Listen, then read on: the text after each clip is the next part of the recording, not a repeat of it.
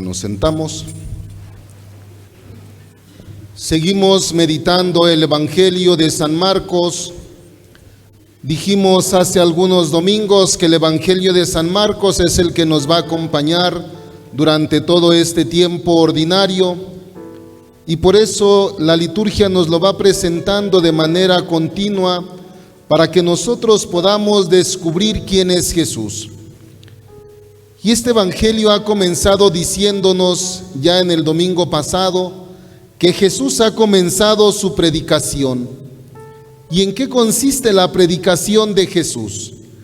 Nos dijo también San Marcos que la predicación de Jesús consiste en anunciar la buena noticia de Dios. ¿Qué es la buena noticia de Dios? Es una esperanza de vida, sobre todo para aquellos que se sentían alejados de Dios, para aquellos que eran pobres, que muchas veces pensaban que Dios no los había recibido con agrado y por eso una situación lejana de Dios es la pobreza material. Otra manera de estar alejados de Dios es entonces vivir en la enfermedad.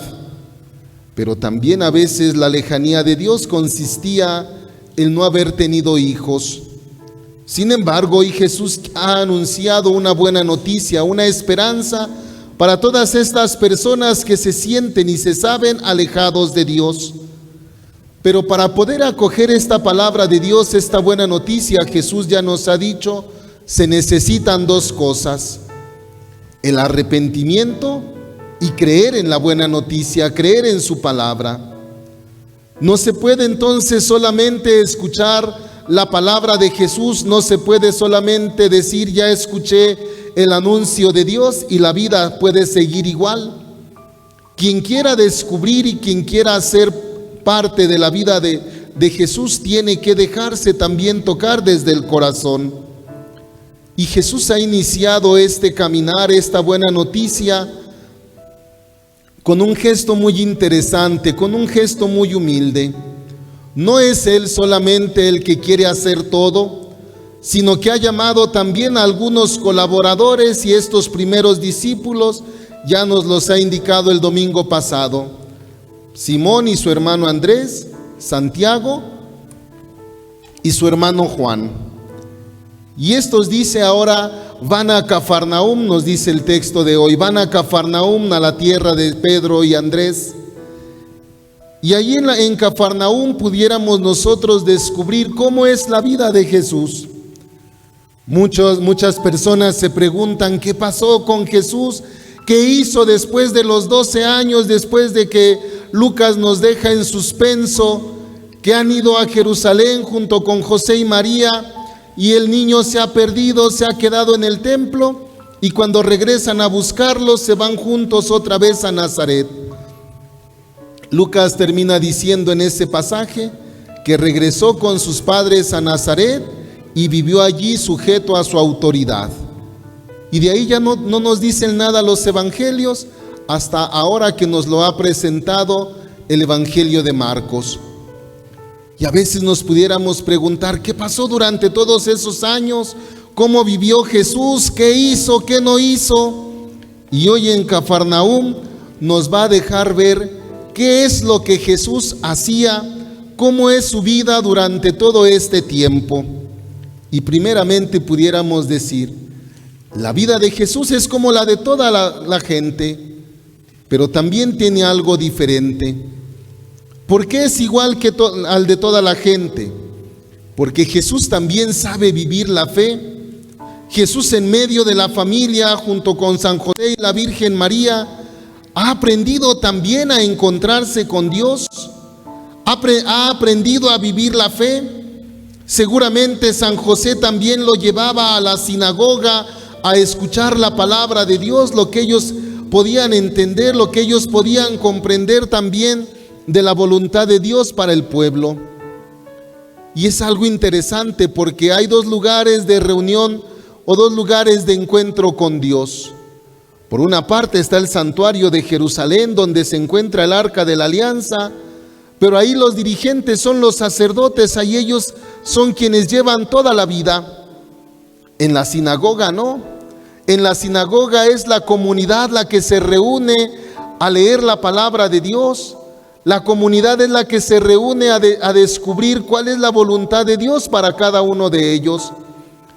Aun cuando nos diga el texto, también ahí hay algunos escribas, hombres estudiosos, hombres que saben interpretar la ley de Dios, hombres que vigilan que la vida sea religiosa y entonces se encargan de decir qué está permitido, qué no está permitido.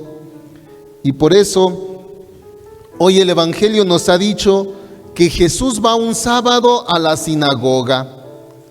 ¿Qué significa el sábado para el pueblo de Israel, para el pueblo de Jesús?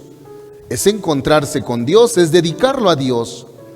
Si nosotros leemos en el Antiguo Testamento, en el libro del Génesis, ¿qué día descansó Dios? El sábado, ¿no? Y Jesús es respetuoso, Jesús está viviendo su fe, Jesús también vive lo que vive la comunidad, va a la sinagoga, va a escuchar la palabra de Dios. Pero algo interesante, Jesús no va nada más a sentarse, ¿o sí? ¿Qué hizo hoy? Expulsó a un demonio, Pero también San Lucas nos dice que cuando va a la sinagoga participa, ¿no? San Lucas en el capítulo 4 nos va a decir que el Nazaret, él se levantó a leer también el rollo del profeta Isaías y lo interpretó. No es alguien que va nada más a sentarse, participa, es activo, vive lo que vive la comunidad, porque todos los hombres podían acercarse también a leer la palabra de Dios y también Jesús lo hace. Vive la fe, vive lo que ha aprendido junto a San José y a la Virgen María. Y seguramente en la familia él ha tenido esa gran experiencia de poder escuchar a Dios, de poder escuchar esa palabra de Dios de una manera diferente, de una manera más profunda, que toque el corazón. Y en este diálogo entonces, desde la oración, es como Jesús va comprendiendo también el actuar del Padre, el actuar de Dios en medio de la vida. Por eso dice, la vida de Jesús es diferente. ¿Qué es diferente a la vida de los demás? La de Jesús, que Él enseña. Y que enseña, dice, no como los escribas. Los escribas sí enseñaban también en la vida. Eran hombres estudiosos, pero ellos hablaban desde la razón solamente, desde la teoría, desde lo que podían interpretar solamente, pero muy pocas veces desde la coherencia de vida. Por eso Jesús empieza a hablar de manera diferente a ellos. Jesús habla desde lo que ha vivido con Dios, habla desde su experiencia, y seguramente aquí en Cafarnaúm también está hablándoles de un Padre cercano. Qué diferente puede ser la vida con un Dios que solamente está viendo para ver lo que hacen los demás y castigar, a encontrarse con un Dios que ama, con un Dios que es cercano. Y no solamente es un Dios cualquiera, dice Jesús, es un Padre. Es el Padre que se acerca a la vida del hombre, que se acerca a la vida del necesitado, primeramente para mostrarle su amor y su perdón. No pueden ir separados el amor y el perdón en este actuar de Dios. Por eso Jesús seguramente está enseñando esto a la comunidad, y por eso dicen ellos, esto es algo nuevo. Nadie nos había hablado así. Seguramente en la comunidad todavía resuena esa promesa de Dios que hoy hemos escuchado en el libro del Deuteronomio. Aquella persona que Dios enviaría para que hablara de Él, para que Él fuera la presencia. Y seguramente ellos están entendiendo que en Jesús esta promesa se está haciendo una realidad, porque dicen, esto es algo nuevo, ya no nos habían hablado así. Hablarnos de Dios con esa sencillez, con esta cercanía, es algo nuevo. Los escribas no, los escribas hablan de este Dios que viene a juzgar la vida, de este Dios que solamente viene a castigar. Pareciera ser que Dios está notando las faltas que van haciendo. Una vez una persona me decía, es que yo quiero tener todas las palomitas, que Dios me apruebe y que yo pueda vivir en el cielo. Le digo, el cielo es un don, es un regalo. y se gana el cielo por el amor que Dios nos tiene, no por nuestros méritos. Y por eso la gente está ansiosa de escuchar a Jesús en su palabra. Y es algo nuevo y es lo que hace diferente a Jesús de los mismos escribas. Habla desde su experiencia y esto es lo que hace que la gente también se asombre. Se asombra de cómo enseña, pero no solamente de cómo enseña, sino de lo que enseña, de lo que va diciendo Jesús. Y junto a esta enseñanza también su manera de vivir. Esto es lo que lo hace diferente a los escribas, su coherencia en la vida. Lo que dice Jesús también es capaz de hacerlo. Y por eso hoy la gente tiene una experiencia extraordinaria. Dice hoy la buena noticia se hace realidad.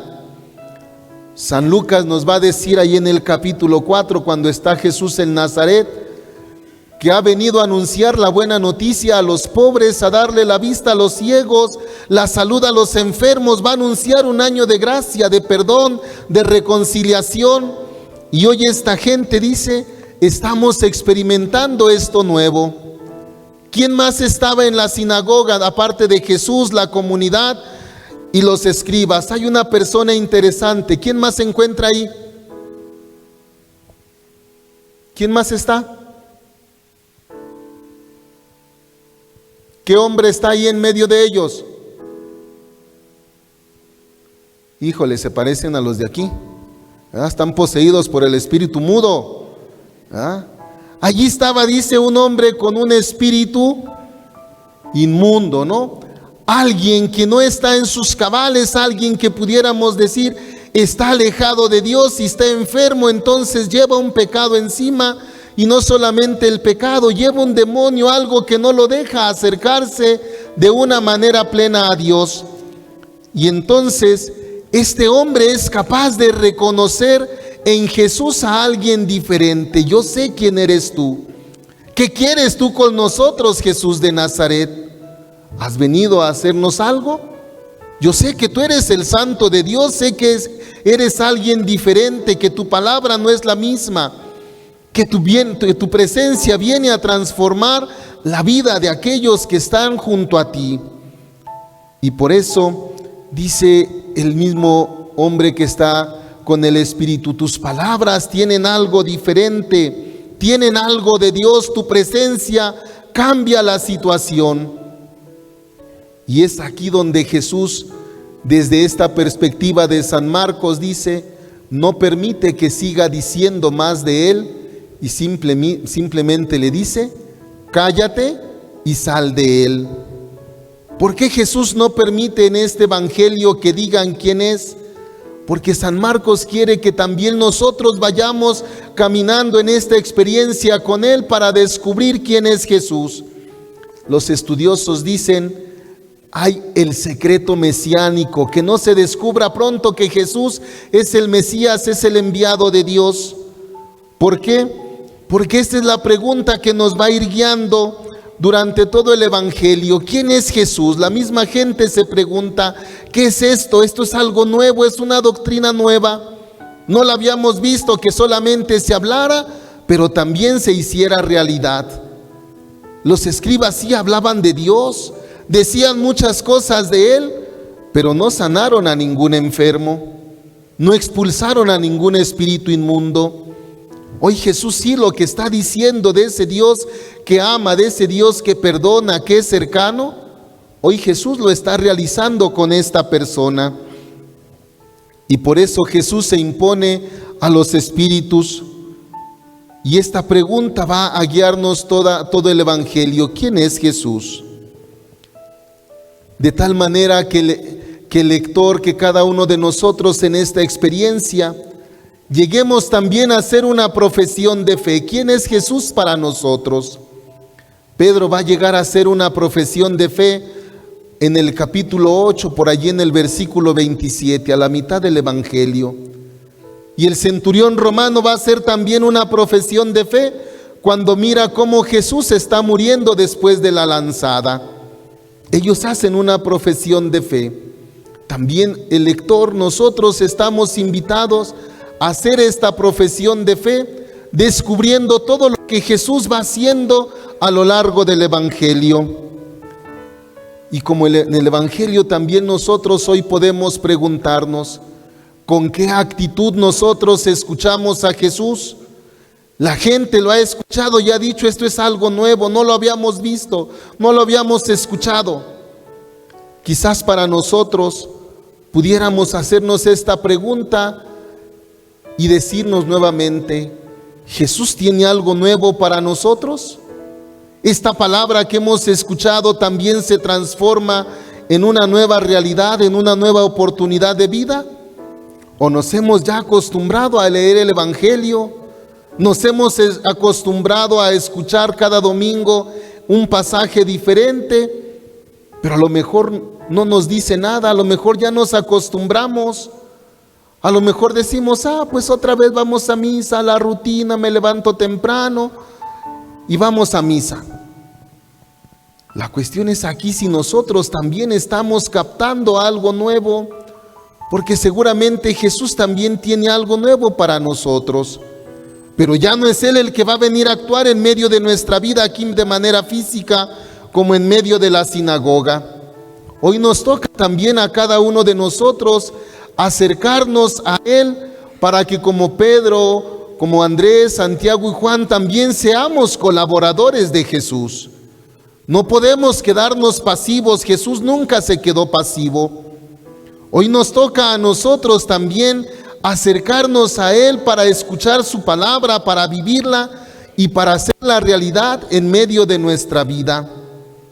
Porque seguramente también nosotros tenemos necesidades de cosas nuevas. ¿O no hay necesidades de cosas nuevas en nuestra vida? De un iPhone, de una tablet, ¿no? ¿No les gustaría eso de nuevo? Sí, dice el otro, ¿no? Pero en nuestra vida hay otras cosas más interesantes, ¿no?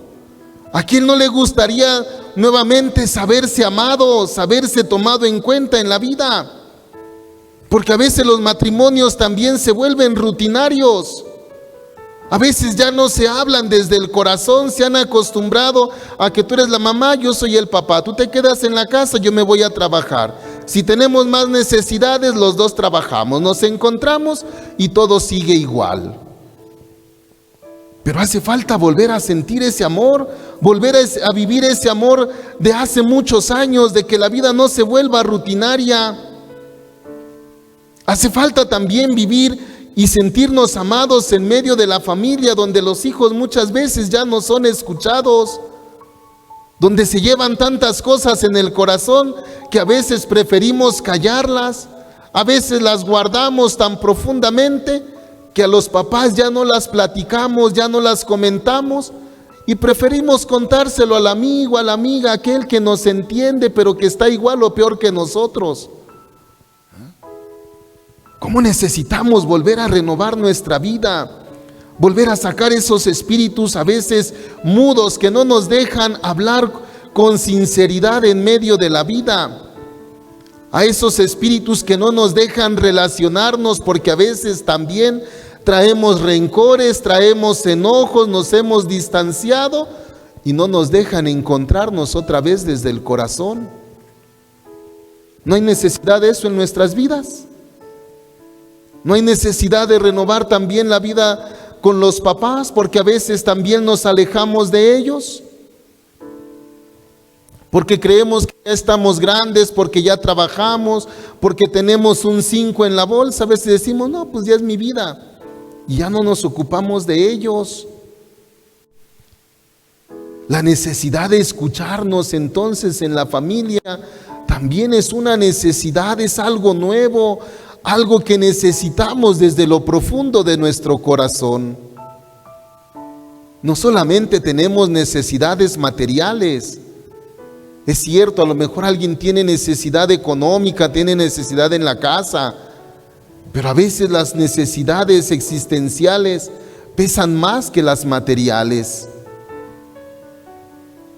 Yo creo que aquí necesitamos también nosotros, papás, ser los primeros que nos pongamos en esta relación, en este contacto con Jesús. Que nosotros seamos los primeros en mostrarle la vida con Dios a nuestros hijos en medio de la familia. Y que los hijos seamos capaces también de descubrir esta obra de Dios en medio de nuestros hogares.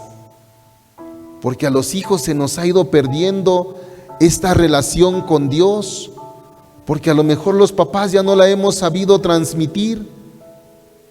Y por eso necesitamos renovar nuestra vida. Platicaba el otro día con una persona y me decía, ¿por qué a veces es necesario pasar por situaciones difíciles para encontrarnos con Dios, para descubrirlo en nuestra vida, para acercarnos a Él? A veces la enfermedad, a veces la muerte nos hacen volver a Dios, nos hacen descubrirlo, pero también en la alegría lo podemos descubrir, en la salud también lo podemos ir descubriendo. Pidamos al Espíritu que nos venga a renovar nuestra vida, que venga a renovar nuestro corazón para poder escuchar la palabra de Jesús como algo nuevo y que venga a renovar también nuestra vida, porque seguramente muchos tenemos tantas cosas que renovar. Que el Señor nos conceda una vida nueva con mayor dignidad, para que como los que han estado en la sinagoga extendieron la fama de Jesús por toda Galilea, dice, también nosotros hablemos de Dios en medio de nuestra vida, en medio de nuestro trabajo, en medio de nuestra comunidad. Que no nos quedemos callados, que no nos quedemos, esta palabra nada más es para mí. La palabra de Dios siempre nos lleva a ser corresponsables en este anuncio que ha hecho Jesucristo. Pero necesitamos, dijo Jesús, el arrepentimiento y creer en la buena nueva. Que el Señor nos siga bendiciendo, que el Espíritu nos renueve y nos haga ser portadores de este Evangelio. Que el Señor nos bendiga. En el nombre del Padre, del Hijo y del Espíritu Santo. Amén.